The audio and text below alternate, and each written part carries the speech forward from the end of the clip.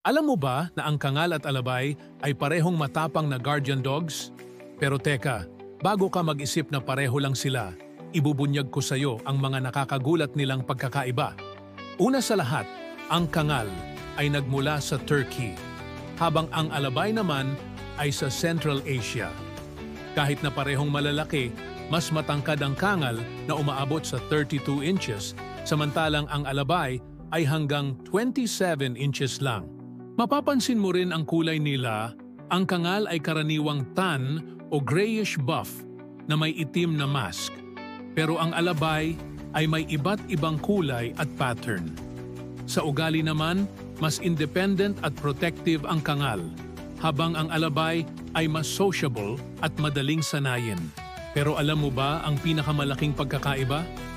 Ang kangal ay kilala sa kanyang mabilis na pagkilos at pagiging athletic, samantalang ang alabay ay mas powerful at muscular build ang bentahe.